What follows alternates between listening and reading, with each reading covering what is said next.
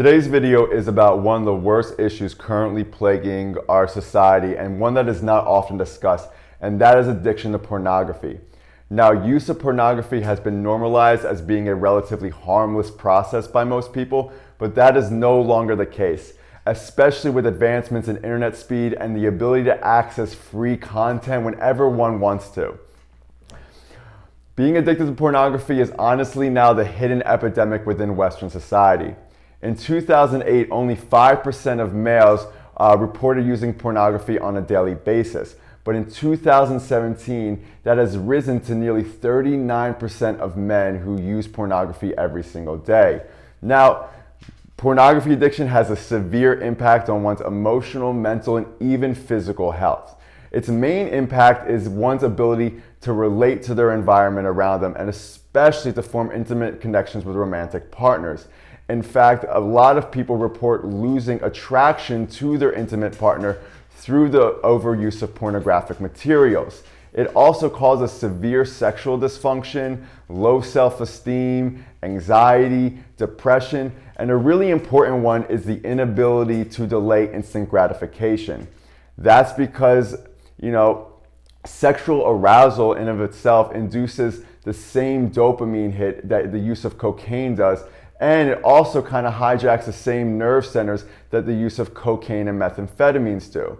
So when one becomes addicted to pornography, they are oftentimes having the same effect and impact on someone's well-being that being addicted to drugs do. In fact, it oftentimes causes the same chemical imbalances. Now, when one uses pornographic material or overuses it on a daily basis, essentially what is happening is you are losing the will to work hard. You're losing the ability to find greater purpose and fulfillment in your life. Because instead of working towards something greater than oneself, instead of exploring greater avenues to kind of attain this inner fulfillment, you are looking for that intense, insatiable, really quick hit of dopamine that using pornography gives you, all right? And it often really hijacks the reward center in the brain, because now you're looking for this overstimulation that these other activities in life just really can't give you. All right. Now, most teenagers' first exposure to sex at this point is coming from pornography. And this is an issue because pornography is a really terrible representation on what healthy sexual relationships actually looks like.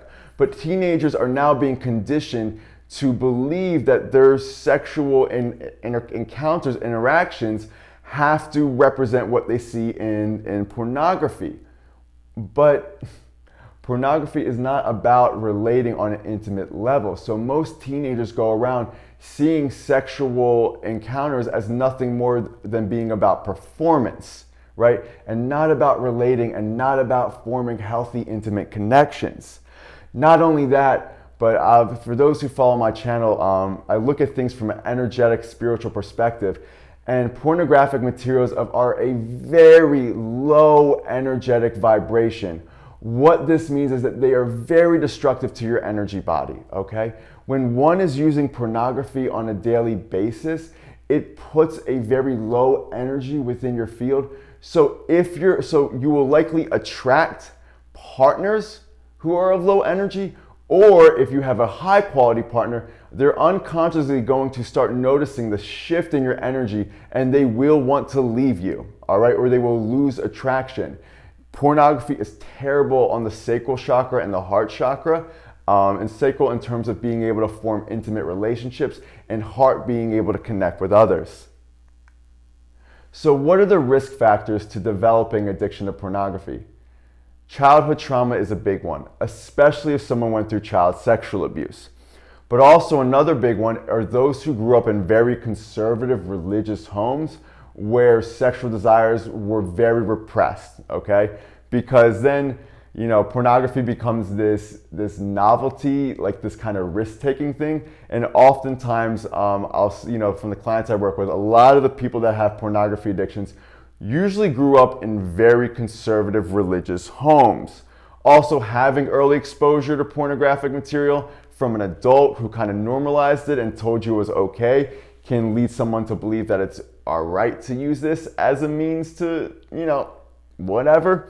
An inability or difficulty processing difficult emotions. So if you grew up in a home where you didn't really know how to self-soothe or process things internally, or things were very chaotic, a kid may have found pornography at a young age and then use that as a way to soothe and kind of numb out from processing difficult emotions, right? Because the quick dopamine numbs someone out from their emotional experience. Also boredom, lack of hobbies, not having a life purpose. Once again, you don't know how to activate those reward centers, and pornography becomes a very quick and effective way to do so.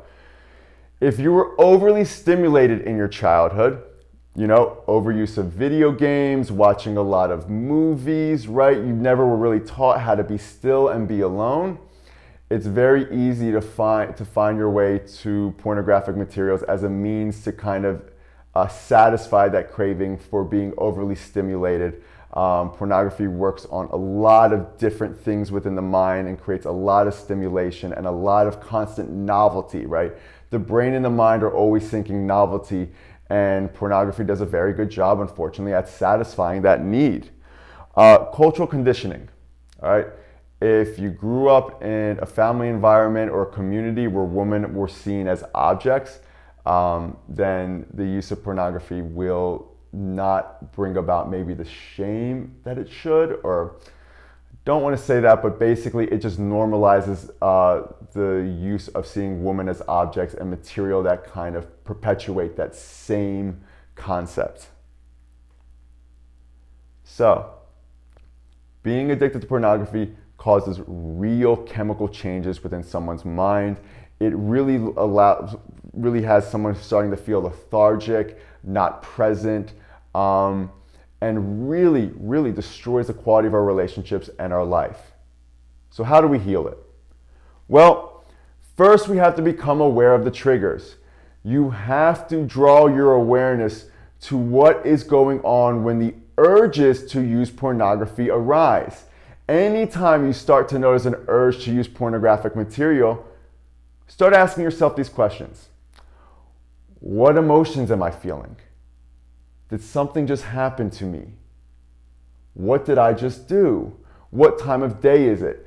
You want to start to notice if there is something that is actually triggering you to go to this as a way to soothe yourself, right? Maybe you're encountering events that bring about shame, and this is a way to numb you out from that experience, right?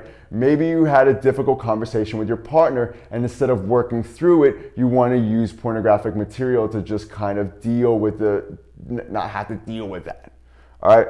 Also, remove all access to pornographic materials. Delete all videos or whatever you put on your phone.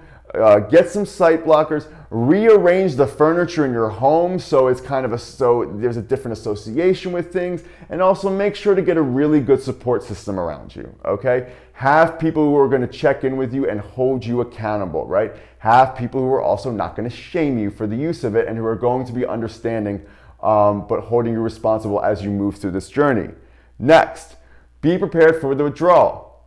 Many people who work their way off of being addicted to pornographic material experience very similar symptoms as to someone who is going through drug withdrawals, right? So you're going to be feeling irritable, you're going to have brain fog, mood swings, anxiety, you're going to have severe cravings come up, all right? And also, once again, the desire to isolate and not want to be around people as your body begins to purge and kind of rebalance itself. Also, there comes this process of flatlining. It's normal when you're working to no longer use pornography to have a complete loss of your libido, right? And even experience severe insomnia if you're using this as a means to go to sleep and relax, okay? And so when we hit that stage where we feel like a complete loss of libido, sometimes it can really be that breaking point or whatever where you feel a great need to kind of go back and use.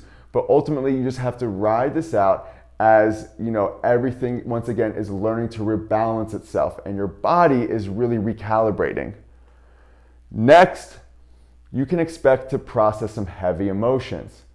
Oftentimes, because of the intense dopamine release from the daily use of pornographic materials, we are numbing ourselves out from our heavy emotions, okay?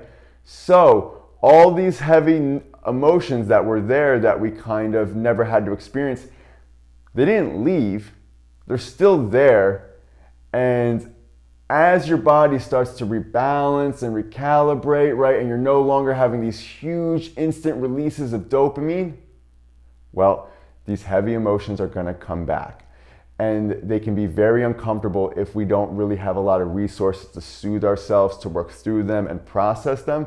And once again, this can oftentimes lead to relapse. That's why it's important to have coaches or therapists or really have a good support system, and also find other techniques to help soothe internally. So that could be meditation, breath work, right? Exercising. And this really leads us to the last step, which is the integration process. You have to find balance in your life now. You have to find other things to replace the need to go for this instant reward, okay? So you're really looking to build a healthier lifestyle. One that if you were to revisit even the use of pornography, it would just feel wrong and something that wouldn't make you feel good, okay? And so it's really great to build a meditative practice. It's really great to start regulating the nervous system, right? So we know how to deal with uncomfortable sensations from within and aren't seeking something outside ourselves like porn to kind of regulate from within. And also just finding healthy relationships, right? Really beginning to have those uncomfortable conversations with the people in our lives, really beginning to be open and vulnerable with our partners or our close friends. This process can't happen without also being committed to building a healthy lifestyle, as well as working through the origin of what caused us to become addicted to pornography, which oftentimes, could also mean you have to go back and work through your childhood trauma. Ultimately, this is a process that is very different, that is very similar to working through substance abuse, all right? And we need to start bringing more awareness and normalizing how difficult it can be for someone to stop using pornography, but how important it is for someone's well-being to do so, okay? Now, when anyone brings up how bad pornography is, you kind of get labeled a prude, but this isn't that. It really impacts one's ability to actually have healthy sexual relationships. So, there's nothing to be ashamed of, there's nothing to be embarrassed of, right? This is a very common problem amongst so many people within today's society, but we also have to encourage rehabilitation and start bringing awareness to how harmful this thing can be and help others recover. Thank you for watching this video. Please make sure to subscribe to my YouTube channel and leave a comment below if this is something that you've struggled with or you have anything else you want to impart. Thanks, guys.